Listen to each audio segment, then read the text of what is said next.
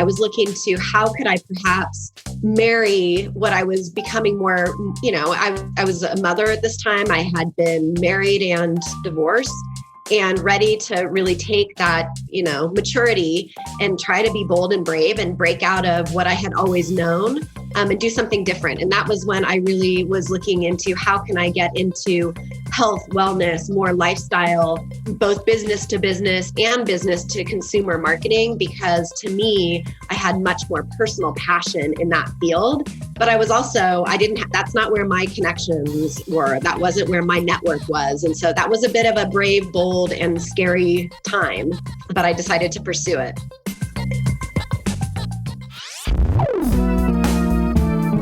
Podcasting from Boulder, Colorado. This is the Baby Got Backstory podcast, where we dive into the story behind the story of today's most inspiring storytellers, creators, and entrepreneurs. I like big backstories, and I cannot lie. I am your host, Mark Gutman.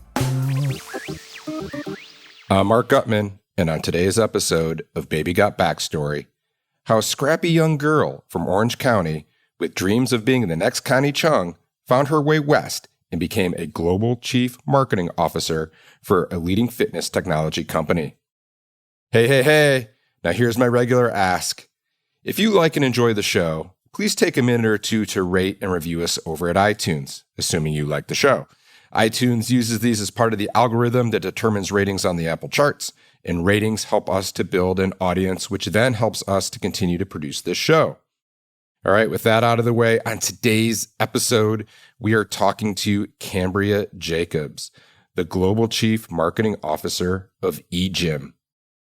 This episode is a special one for me, as I first met Cambria 20 years ago while we were working at a technology startup in Boulder, Colorado called Raindance. The hot tech of the time? Audio and web conferencing. Go figure. Anyone listening using that technology today?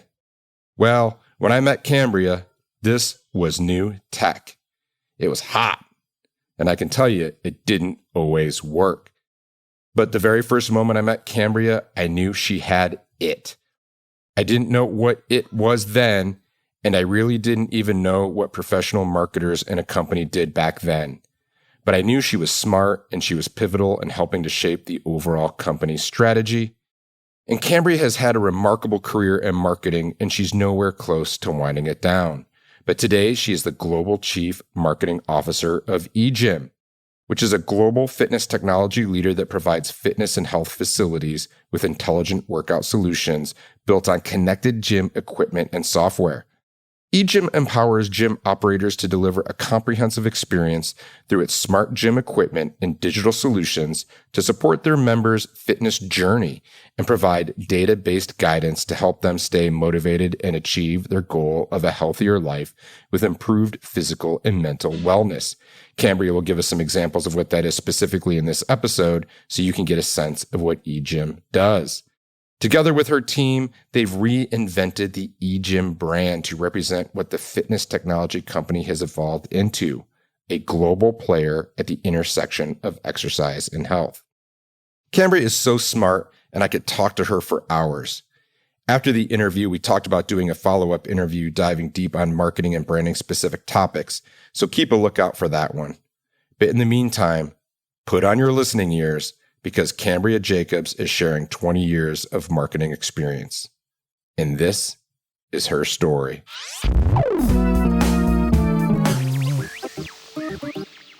Cambria, thanks for joining us. We have a long history together, which I hope to discuss in this episode. But before we get to that, why don't you go ahead and tell us your position and the company you work with and what you guys do. What is Egym? Awesome. Thanks, Mark. So my name's Cambria Jacobs. I'm the Global Chief Marketing Officer at Egym. Egym actually was founded right around 10 years ago, and our mission was to make the gym work for everyone, which I think right now, in terms of the global pandemic, is something that we all could feel safe and ready to work out in a place that actually delivers that. But we really have grown from a small team into a multinational company. We've launched several generations of smart strength equipment lines. that really have expanded over time. And when you look at Egym, we're a global fitness technology leader. We provide fitness and health facilities with really smart and intelligent workout systems across the globe. It's designed really not about just showing up to the gym and getting your workout in, but how we can actually deliver results, measurable results to the person who is working out, as well as to the gym owner who's making an investment in both their hardware, their software, and their total system. So give me an example, like where might I actually come into contact with your technology? Absolutely. So in North America, in particular, the YMCA's were actually some of our early customers, and it's perfect, especially when you look at the mission of making the gym work for everyone, and then aligning that with the YMCA mission, where it truly is that perfect mix of America, where everyone is welcome. The alignment was pretty clear. And what was really great to see with the YMCA's is that they were looking for a solution that, if you can imagine, when you go into a gym, maybe you're just coming back after having your second child, maybe you're older and you're recovering from a stroke. And at the YMCA's, that's a place that you feel pretty safe. But when you walk over to do actual strength training, looking at that whole wall and trying to remember, how do I adjust that seat? How much weight can I really lift? Where did I put that pin? A lot of times people like that, which we refer to as the health seekers, so really the 80% of us here in North America, that's super intimidating. And so the YMCA's in particular have been a great place where they looked at that and saw our equipment, where you actually get on a machine, you take your RFID and it knows who you are. And it'll actually do a strength test for you. And it's all like playing Pac-Man, essentially. It's all gamified. And so I'm chasing some, dots on a screen while I'm pushing what I can and pulling what I can. And then it remembers it. It remembers where my seat was positioned. It remembers how hard I was able to push. And then every 6 weeks, it will allow me to do another strength test. So essentially, when I come back, all I have to do is, again, swipe my RFID. It knows exactly where I was last time. I sit on and I get going. And I can go ahead and get my strength training workout accomplished in 30 minutes or less.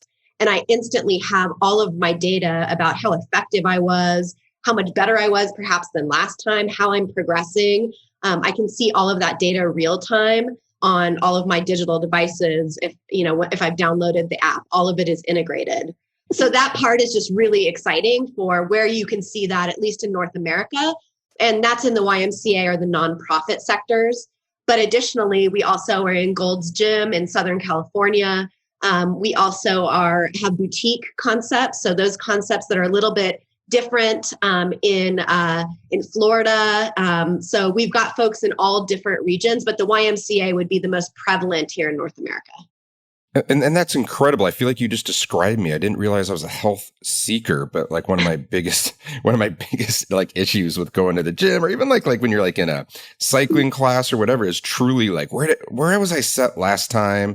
Like, how do I set this up? Like, I always feel like, and then I'm intimidated because I feel like a idiot in the gym. Like, I don't know how to do anything. And I don't want to be, seen as that person that doesn't know how to work the machine that I'm on. And so I feel like that's so amazing in a service and a technology and a solution that everyone truly needs. So I'm really looking forward to seeing that deployed a little bit more widely into some of the other places. I'm a lifetime fitness person, so if you can make that happen, that'd be great. Absolutely, we're all there. Lifetime fitness, that would be just such an amazing opportunity to expand that net to help, like we said, health seekers like us. That again, we're not alone. 80% of us here in North America would fall into that bucket, and we're not going after the experts because we have the Pelotons and some of that really expert equipment that is dialed in and they know how to use it. So they don't need necessarily as much guidance. So let's not try to attack that market where they're feeling like their needs are already being met. How about the rest of us that are trying to just get healthier and be fit for the life we want to live? And so global CMO sounds really, really awesome. And in my world, that's about as high as you go in the marketing realm. So you've done quite well. But like, I have to ask, when you were 8 years old, was little Cambria, was she dreaming of becoming a marketer? Like, what was your childhood like? And would you want to be when you were little? Ah, what a fun question. I would say when I was little, so growing up born in the early 70s, and so being a small child in the late 70s and 80s, I would say Connie Chung and Jane Pauley seem to be a couple of my childhood heroes, as strange as that sounds. So I actually always wanted to be on the Today Show or Good Morning America as a morning newscaster. And I wanted to be that since I was like 6 or 7 years old. So no, I mean, I guess in a way, communication was always something that I was drawn to. I loved complex stories that seemed way too complicated for the everyday person to really understand, and then to see them show up, package it in a way that was digestible for, I guess, the rest of us. Always just seemed like something that was fun and cool and really helpful and meaningful, at least for our family. And it was also a time that I remember of just being together in the early mornings before the rest of the day ensued. That's weird. I mean, I'm a child of that era too, and all my stories of bonding are over movies and things like that. I think this is part of the generation. But you were growing up, I believe, in Southern California. Is that right? Yes, I was born and raised in Newport Beach, California, before I headed to college at the University of Colorado, Boulder, and where I have remained ever since. Yeah, and what were your interests as you got a little older? Maybe not even quite to college, but as you were in California, I mean, was it pretty typical? Was it this like kind of warm, sunsetty kind of existence where you're hanging out at the beach and it's a little bit like Saved by the Bell, or like what was it like then? Yeah, I would say that Orange County at that time, Newport Beach in particular, was definitely, I wouldn't call it a sleepy beach town because I think it had progressed from that by the time, the 80s and 90s hit, but certainly much rougher around the edges than perhaps it is now, where it certainly seems to be much more perfectly polished, I would say. And I feel really lucky. I can't speak for the other classes that grew up in that time, but we had a really strong group of parents. And I went to Corona Del Mar High School. We had great teachers and leaders, and we were very close. My class was just a few hundred people. And so, yes, being down on the beach, Tower 5 at Big Corona was the hangout. And we had fun and didn't ever take it too far for the most part. Again, depends on the group you were in, but it was definitely not 90210. And we felt supported, connected. It was about Friday night lights, just like all cities and towns. But yeah, we had the opportunity and the amazing luxury of then ending that day or starting that day at the beach, driving down the street to see a sunset, Catalina in the background. But yeah, I mean, I would say it was pretty similar to a lot of towns, a lot of growing up, just, with also a lot more privilege and opportunity. So felt very, very fortunate. And what were your interests at that time, both academically and non-academic? I think for me, I mean, honestly, I was definitely that kid that, socializing was certainly a priority of mine. I didn't necessarily put a lot of thought into what was going to be next, but I always knew that obviously I would go to college. I wanted to go out of state. I wanted to really push beyond Orange County and see what was out there. And my parents really pushed me to not take the University of Southern California path and to get out and meet people that grew up in other places. And so for me, I really appreciated and loved and felt so lucky to grow up where I did. And it still remains one of my top places to go home, as I still call it.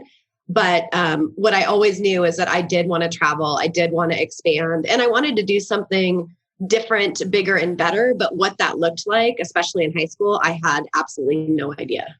Well, and I think that's typical, right?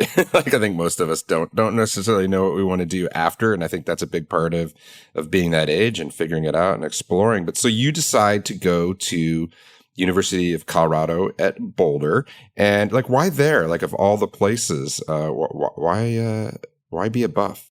Yeah, exactly. Well, I think, I would love to say that I searched it out. I did all the research. I really had grown in terms of my vision of knowing what was next for me, and therefore very methodically made that decision. But truth be told, it definitely was, in that time, the era of Southern Californians invading Boulder, Colorado. And I came out with a handful of kids from Corona del Mar.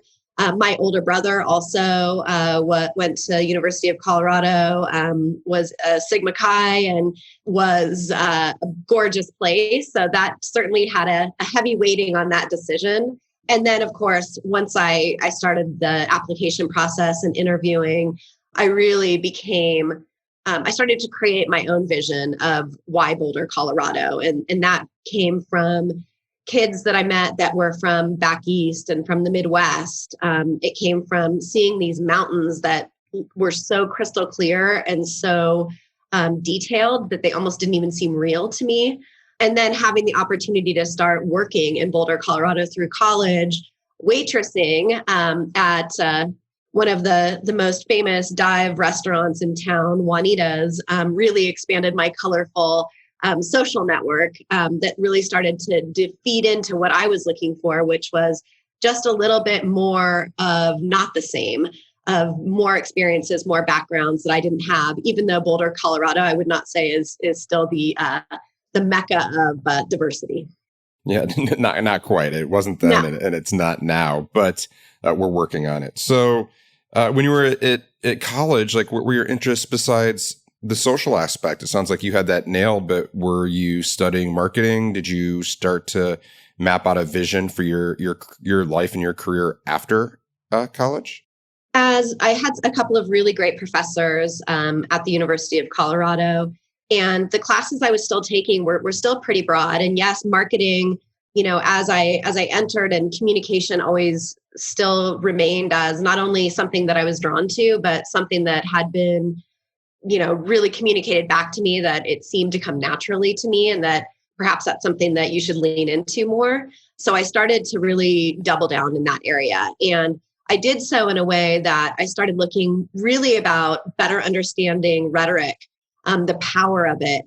And then as I was able to secure an internship with a new and emerging tech startup here in Boulder right around my junior year, I realized that much of what I had been taking for granted, that, in terms of communication, in terms of how people are marketing and the different strategies, something that seemed a lot like common sense to me was actually something that this company in particular, and then I would learn many, if not all companies, it's one of their biggest challenges is how do we communicate as a company with each other, and how do we communicate with our customers, our shareholders, all of those key stakeholders. And while, yes, we all communicate, but very few of us do it well.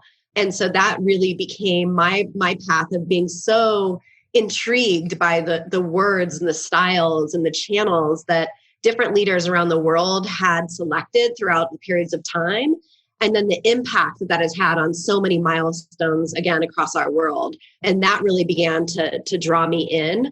And then having my first internship in the marketing team really gave me a better understanding of how that then could be applied and used to actually tie it back into measurable results beyond just what felt like it helped alleviate some challenges or friction, actually resulted in company and customer benefits. And that was a connection that, had I not had that internship, I don't know if I would have been able to make that connection at that time.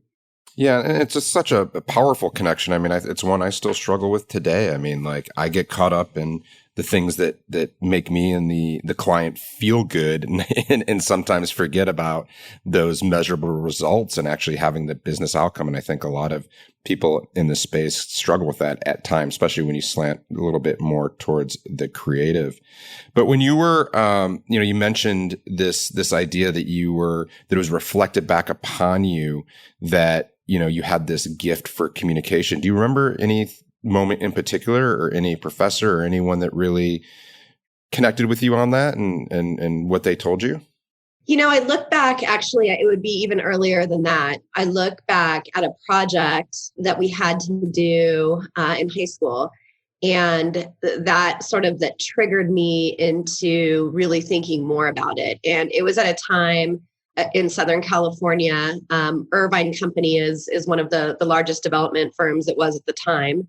Donald Bren, which is funny that, a child of 14 or 15 would remember a developer and a company. However, that was one of the main industries, I would say, in Orange County. And looking at growth and the growth plans in Southern California at that time, and our beaches and the open space. And we had a project to be able to say, if you could partner with anyone, be able to do a presentation, who would it be and what would it look like? And I took the opportunity to really do a slow growth development plan that would still appeal to one of the biggest developers in Southern California, and present it in a way that would be compelling for him to invest, even though the short-term revenue would be less than desirable. And as I gave that presentation to a mixed panel, the amount of engagement and accolades, so definitely a celebration of a talent, and then actually some creative thinking that came out of that from some well-esteemed professionals, was really sort of that juice that I needed to be able to continue pursuing that. And then fast forward, maybe 6 years later in the internship presentation, where I was really pushed that you don't need to be so afraid to make sure you're always choosing the wrong words, sometimes getting out of your own way and just, really speaking from the gut and trusting what you've learned. Sometimes that'll take you way farther. And that opportunity that I finally did that and was less prescriptive was the opportunity that I really got the best grade in that class, and that confidence boost to stop really always questioning everything you're going to do and start trusting your gut as you're building up your experience continued to be something that I followed into my early career. And is that how you continue to make decisions today? Are you typically a gut-based decision maker? I would say in the early days, having not a lot of experience, less so. And then I'm smart enough to know also that as data becomes much more prevalent, much more aware, really looking at trends, things of that nature. But I think that comes with just experience and visibility into those data, those data sets. So less about gut unless it's a decision breaker, more about trusting the experts that are around you, doing a lot of listening, looking at trends. I think that is definitely much more a part of my decision making now. And then gut when it's not super clear, the line is a little bit blurred. You go back onto what do you know, and also surrounding yourself with fantastic people that ideally have more expertise in areas that you do not. Yeah. And I know that you have a daughter who is finishing high school and getting into college. And so it's such a kind of an exciting time and a parallel. And I'm thinking about you and in your college career. And so when you left college, when you left Boulder, did you know what you were going to do? Did you have a job lined up? Were you like, hey, all right, I'm ready to go? Or what did that look like for you? So I always look back on that time and just feel so incredibly fortunate.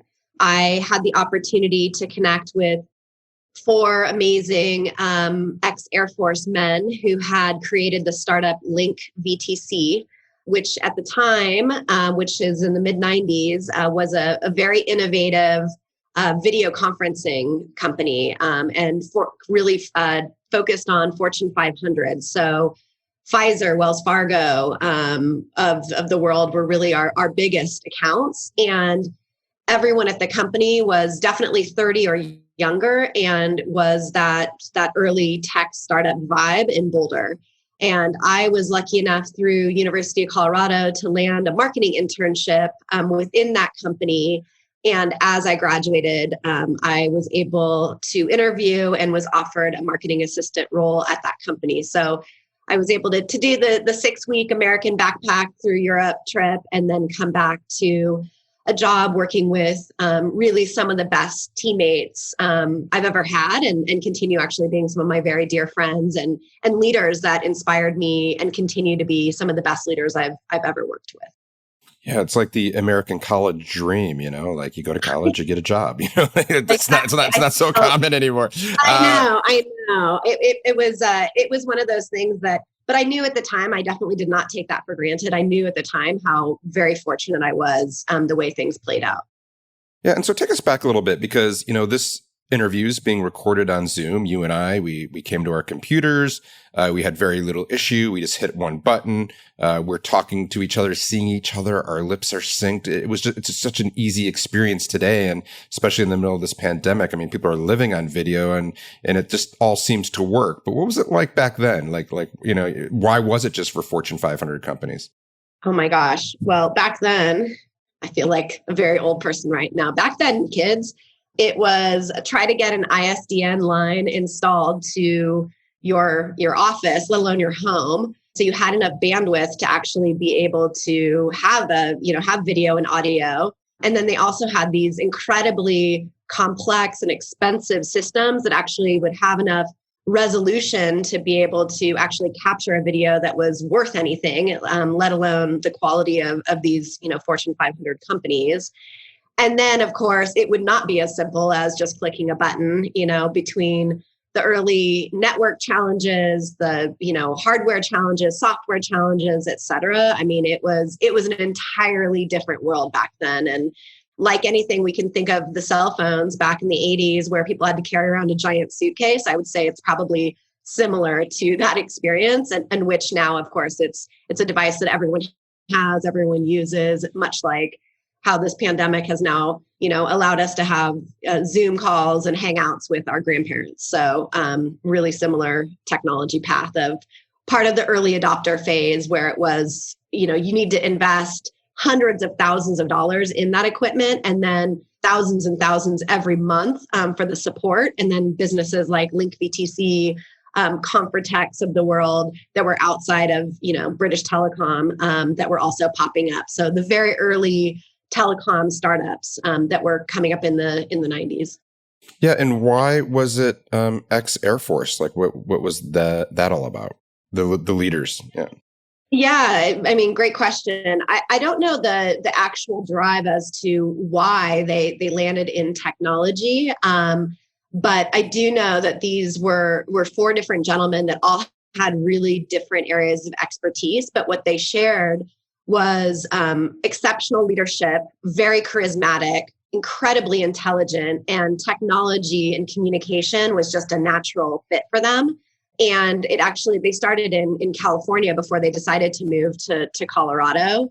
And together, they had the ability to do a lot of, building databases themselves with Paul Berberian, an early, now CEO of Spiro, right?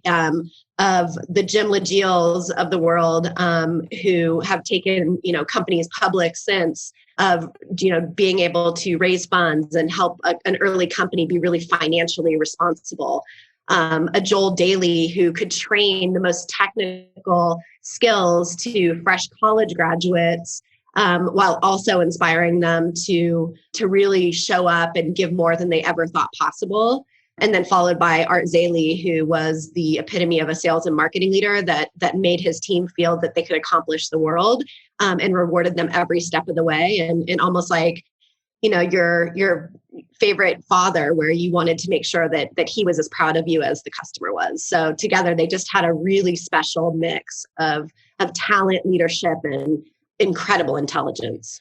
Yeah, and for those listening, if you go ahead and Google those names, you will see where they've all gone, and they've gone on to amazing, great things. It's a bit like having the all-star team or the Beatles at the beginning of your career, and then where they went after. So it's pretty cool that you were able to start your career and really get your foundational worldview and business and skills from those leaders. I mean, I know, and the things that are really still with me today are from my first jobs and from what I've learned from my first mentors and bosses. And so it's interesting how those sometimes people say your first job doesn't matter. In a lot of ways, it doesn't, except for the fact that you're really impressionable and you're really learning, and it really sets how you're going to view and see the world going forward. So how fortunate were you? Childhood, right? I mean, it's, does it really matter what you chose to, you were choosing to take in high school, the friends you made, the sports you played?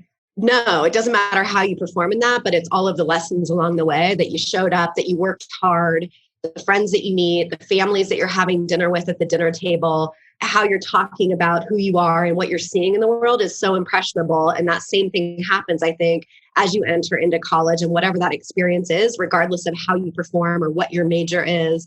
And that same in that first job about how you choose to show up and then what you're observing around you and where you decide to take that, whether you're starting as the very entry level or you're getting a mid-level position. It's what do you do from that point that I think is the opportunity that you can make of yourself and how you want to be perceived by those that can really take you to whatever is next. Yeah, for sure. Absolutely. I couldn't agree more. This episode brought to you by Wild Story. Wait, isn't that your company? It is.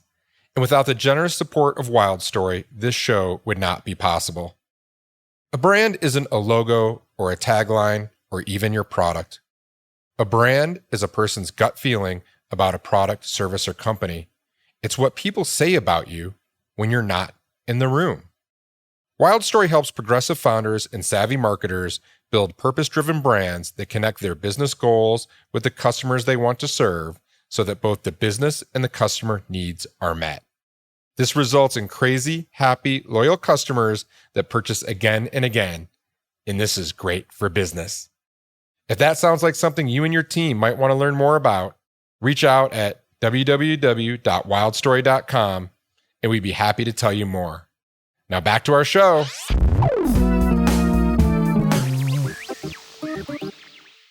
So you're at Link VTC, and what happens with that company, and where do you go next? So in my fond memories, I felt like I was there for 5 years. When in fact it was more like a couple of years. But I think we all know in startup time that felt and really the experience was probably 5+. And I was able in that young marketing assistant position to receive a promotion, start to experience an acquisition, acquiring companies, was able to experience what a rebrand looked like, and not just experience it, but be part of the team that led it with leaders that were much more experienced than I was at that time. And being young and ambitious, thinking I knew more than I absolutely did at that time, was getting antsy for what was next. And those founders, when you're part of a startup like that, it definitely feels like family. And they too, through these acquisitions and, we're starting to move on to what was next for them. And I remember at that time as, early on when I heard that, I couldn't even imagine why would they break up the band? It was like your parents saying, they were leaving. And it was really, I remember it being really hard for the company. I mean, there definitely were tears involved. And when I look back on that, to create a culture at work that people felt that personally aligned and involved and wanted to deliver so much excellence that they were personally just, devastated when there was that time to move forward, was pretty impressive. And then also it let me really separate and look back and understand that there is a life cycle and a value. And now it's time to take what you've learned and try to replicate the best of the best into whatever was next. And luckily, one of those partners, actually two of those partners split off, started a new company along the same lines of technology and communication, but it was right around video streaming before video streaming was a thing. And like broadcast.com and VStream at the time, and had invited me to take the marketing methodology, philosophies, practices that we had built at Link VTC and apply them to their new startup. And so that path started, and they actually gave me the opportunity to start building my own team, even though I was but a few years out of school. And that was what was next. Yeah, and what'd you think about that? Were you ready to do that? I mean, I know in my career, sometimes I've set my sights on a particular role well above myself, and I'm like, I want that role. And I can cite examples where getting that role was really this great moment of growth. I can also cite a time where I was like, you know what? I probably should have went the more, the slower path and worked my way into that role because I wasn't ready or I didn't learn what I needed to learn. So how were you at that role when you took the reins of marketing for the first time and had to lead your own team? Yeah. So I think a couple of things happened. Yeah, I agree with everything you just said. I will say that because the partners that I was working for on that side of the house came from finance and tech, I think the way they saw marketing was we need events and we need a trade show booth. And I know Cambria was really good at doing that in the early days at Link. So let's have her do that. And so I think that they were looking at marketing at that time as, we had a really limited budget. We were a scrappy startup, and she's scrappy. And so I think based on that level of expectations, it was a good move for me. And then what unfolded was together, we were able to really share what is marketing, how can it be bigger. I was allowed to surround myself with other professionals that had much more experience than I did, as well as other partners and agencies that then allowed me to really learn on the job and be able to then hire a good team around that. So I would say it evolved slowly as funds became available, as expertise became available. And then from there, it wound up being a 15-year job through acquisitions, going public, multiple rebrands. And so, working at a job 14, 15 years is sort of unheard of these days, but truly it was like working for 6 different companies and product evolution and all of that. So I think the amount of on-the-job training in a startup, but having the opportunity to surround yourself by experts and amazing agencies and organizations allows you to take maybe a less traditional path. But wow, you can't learn any more than that. Unfortunately, sometimes at either your employer or your own detriment, because you're not going to get it right out of the gate, and there's a lot of trial and error. Yeah, and so what was going on with streaming at that time? Did that take off? Was that an incredibly successful business?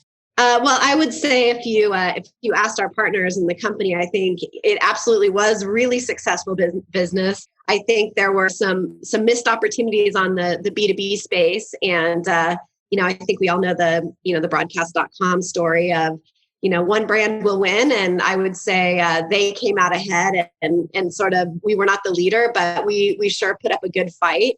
And a lot of the, again, early adopter technology and services that we created, we were then able to pivot into more of a continued online collaboration that was, again, less heavy lifting, like was back in the video conferencing days with, timely processes and heavy infrastructure and all of that. And I think we pivoted quickly at a time to allow us to really still target, B2B marketplaces with virtual communication tools, but do it in a much lighter weight fashion when web conferencing, like the WebExes of the world, were all starting to come into play. And we were, again, ahead of the curve on that front also.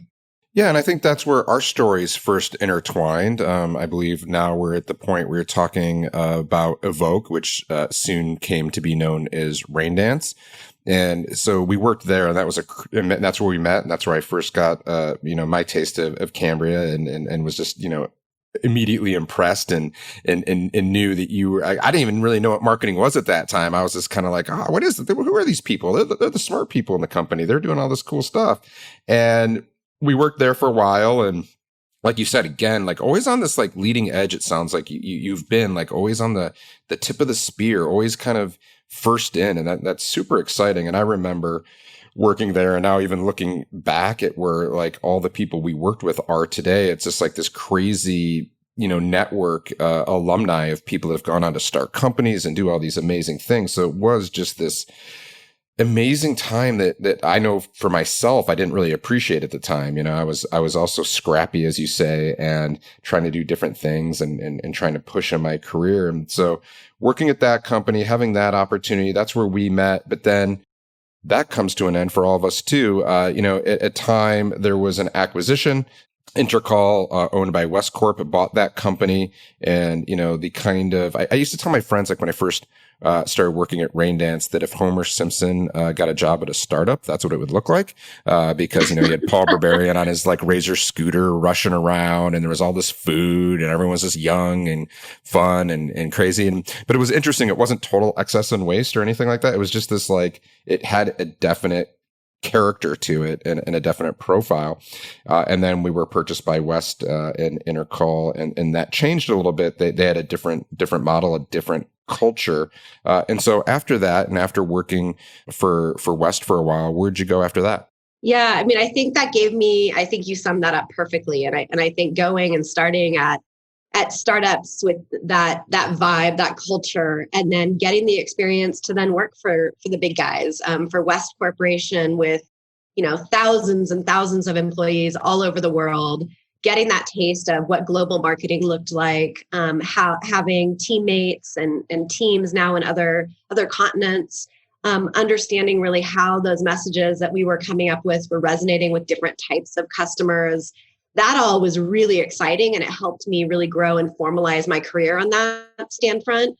Also working for a really seasoned chief marketing officer that had come from Motorola, Kathleen Fanato, and really learning more business acumen, understanding more about becoming a data-driven marketer. That was a really good side to round out more of the branding and communication side that I had acquired. But I also knew and was showing up not as someone that was passionate about building that brand, because the brand that we had evolved into wasn't necessarily something that I was passionate about, nor was I becoming too great at.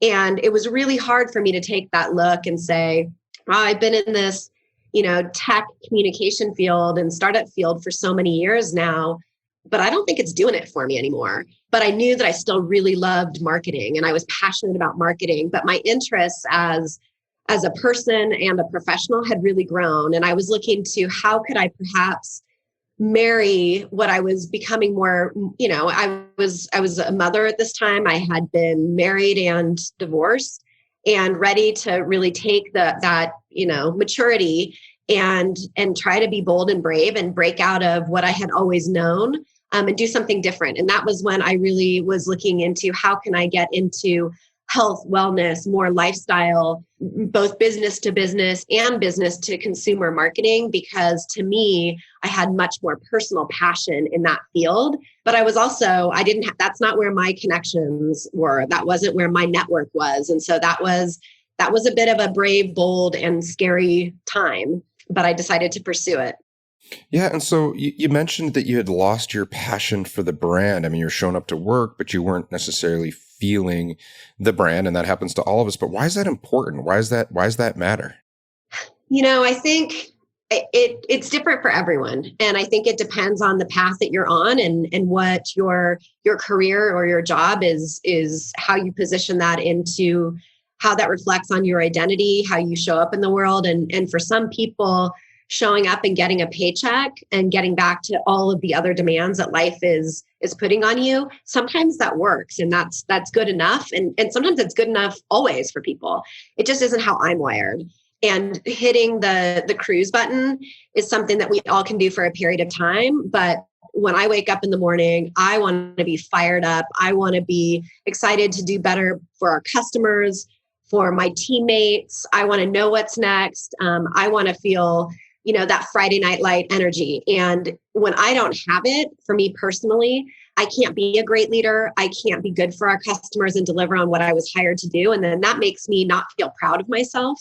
And then that means I'm not going to do my best work. And I think for any of us that have gone through those cycles in life outside of work or within, that's a time where, if you don't change, the same thing's going to keep happening over and over again. And when you can't break out of that, it's time to do something different.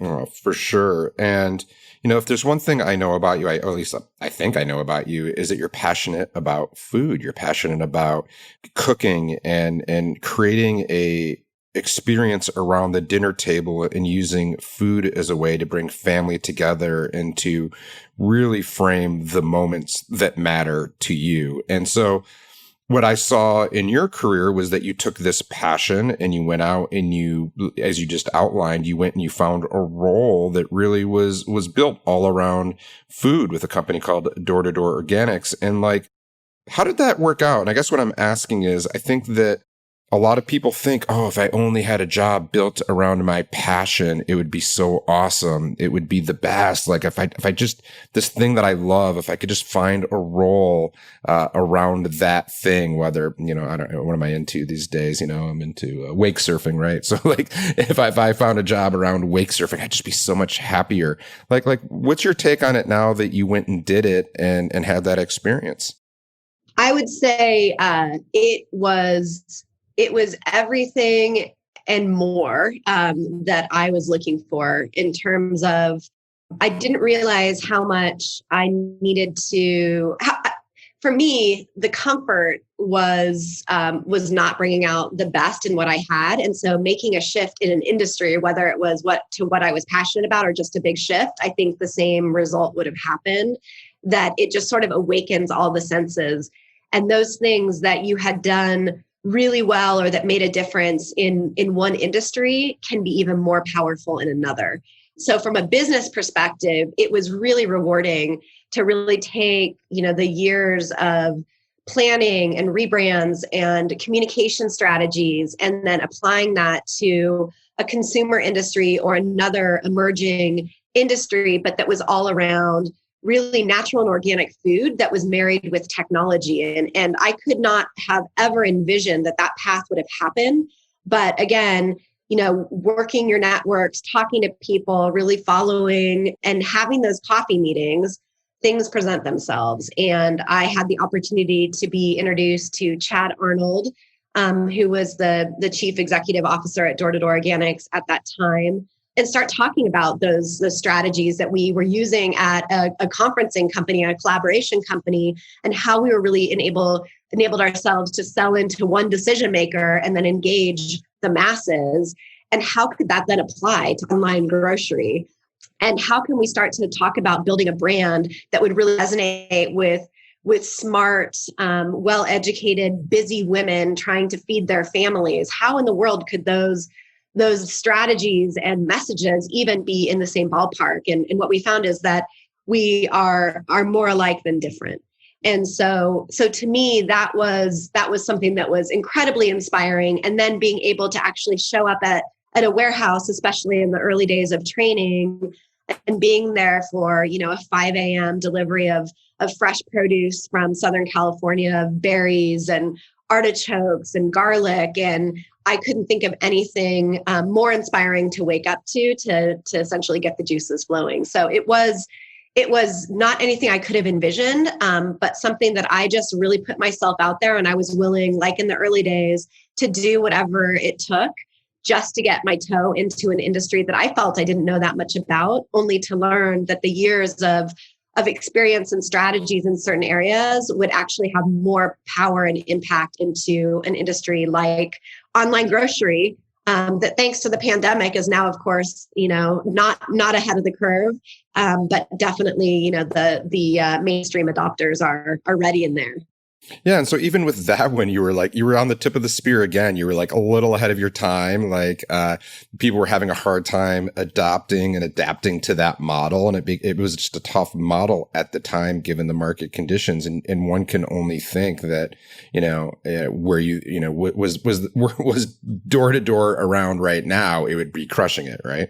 Exactly. I mean, you said it perfectly. And I think you are right. It's that with Link VTC, with VStream turned, Rain Dance or Evoke, then Rain Dance, all of that is just very early adopter marketing and setting it up for what's next. And that same thing was true with door to door, but formalizing a strategy that really aligned to who is the early adopter? Why is she that way? And how can we find more of her? Became something that, we were able to grow from when I joined of, 8 million upwards of, over 80 million in just about a few years. And so seeing that kind of growth and traction, while it might not be the end game of, maybe getting acquired by Amazon or going public for an online grocer back in those days, that success that we celebrated and built together as a team, from our delivery drivers to our pickers, packers, to the logistics crew and the marketing team, there are a lot of celebrations with, of course, lots of heartache along the way. But that passion and teamwork and brand that we created for our customers as well as the employees was second to none. Yeah, and it's such an exciting time, and a big part of your career was spent in these very what I would term Colorado-centric companies, like very Colorado cool tech, like door-to-door organics. I mean, just like very kind of wearing that Colorado badge. But now you're at a company that's global, and I believe it's based in Germany. Is that right?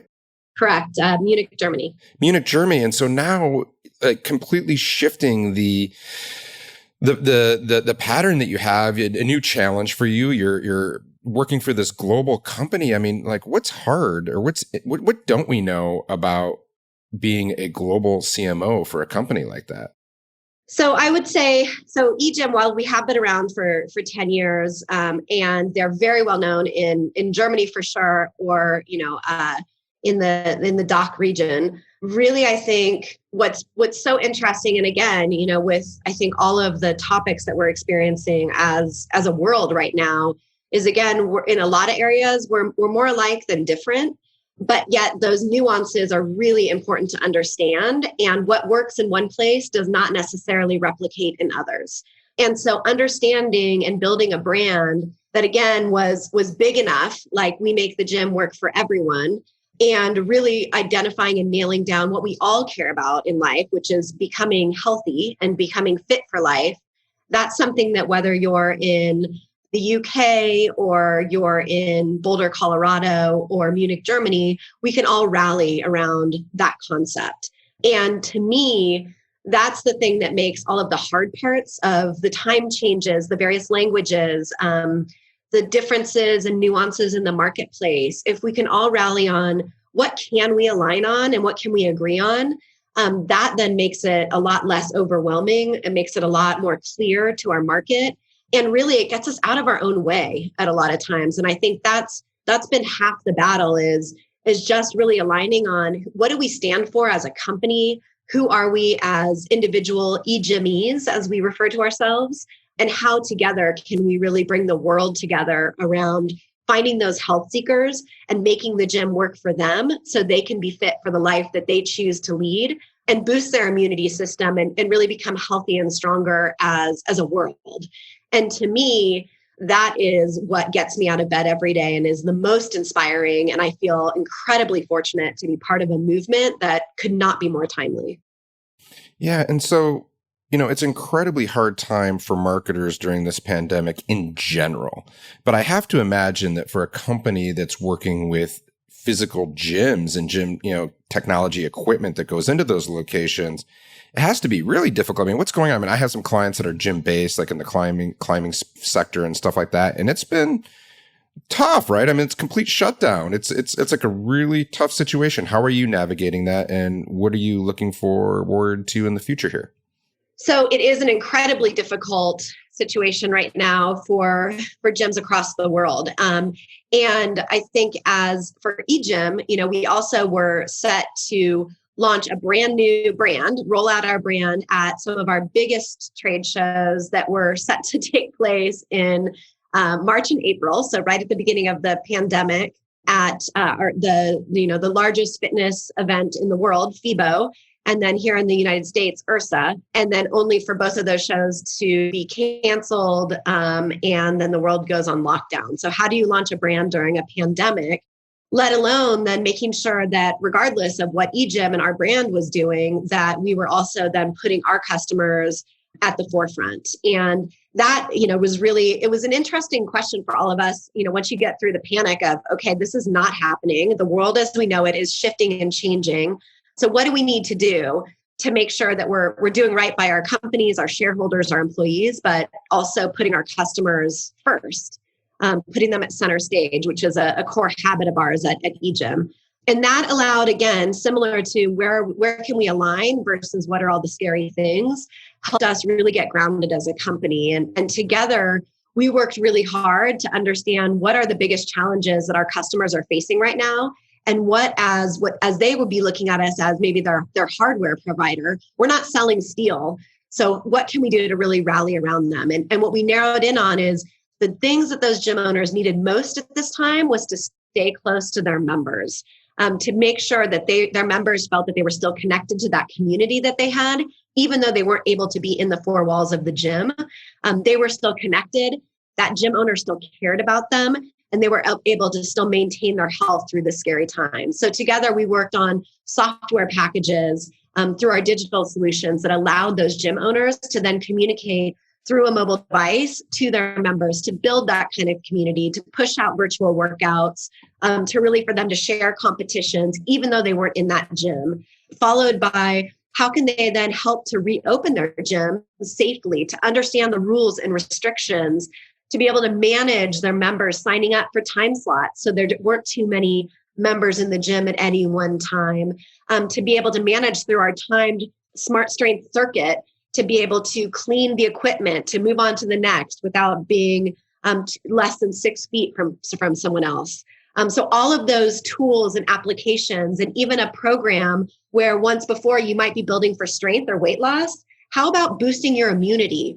What can sports and science come together to actually help you have measurable outcomes on how you actually can improve your immunity as you're going back to the gym, being the health seeker that you are? So as a company, we really rallied around what can we do to help our customer through this time, so when they're ready to reopen, they're better and stronger than ever before, and then prepared for, if and when the virus comes back and we have to shut down again. So from that time, it became all about the customer, again, recommitting to the essence that we all know it's what they say they are, not we say we are, really has served us and led us through this time of uncertainty. And we're really excited to see as, all of German gyms are reopened, the UK has set a time, Spain has set a time and is reopening, and those countries and the way they've been handling it are seeing their curve go significantly down. So, and now we can have those conversations with gym owners about what's next. How can we not just keep doing what we did before, but now learning from all of these measurable outcomes we were able to see through this time and actually double down and invest on that to be better and smarter in the future.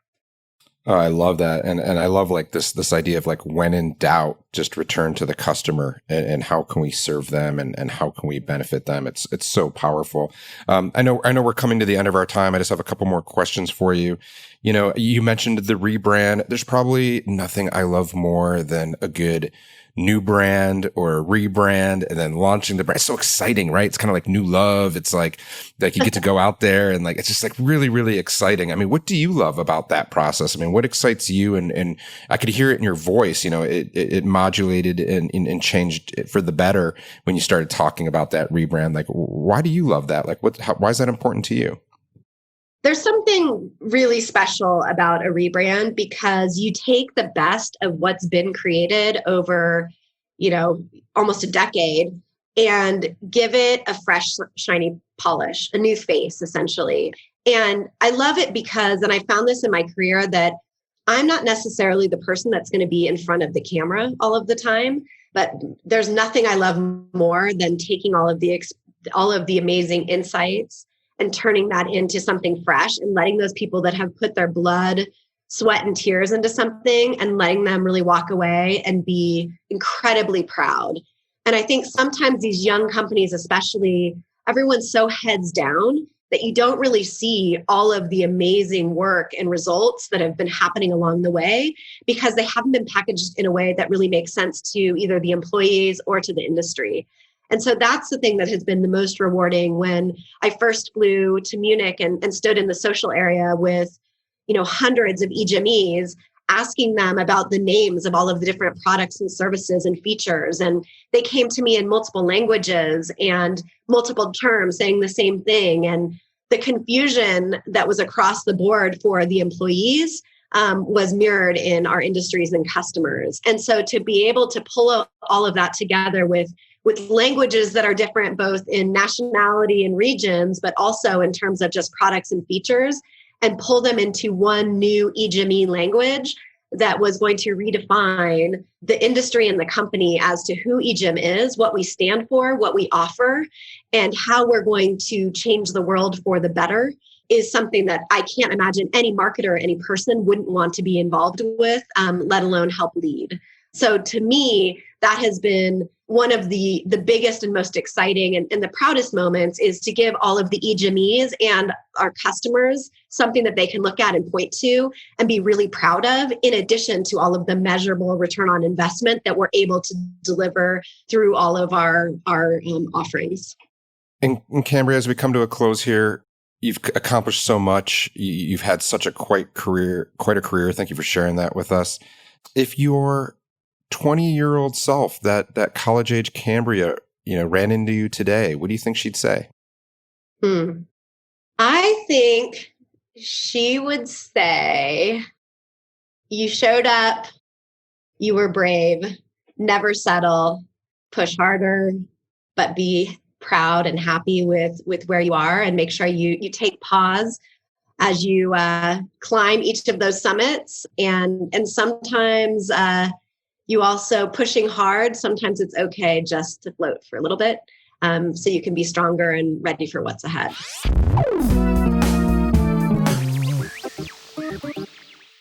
And that is Cambria Jacobs, Global Chief Marketing Officer of Egym.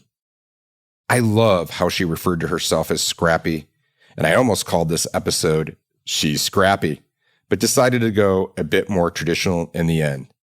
I'm always intrigued to see where Cambria's career leads. Egym is lucky to have her, and I have no doubt that Egym will go on to greater things with her leading the marketing team. Thank you again to Cambria and the crew at Egym. Keep making the gym easy for health seekers like me. Well, that's the show. Until next time. Make sure to visit our website, www.wildstory.com, where you can subscribe to the show in iTunes, Stitcher, or via RSS, so you'll never miss an episode. I like big stories and I cannot lie. You other storytellers can't deny.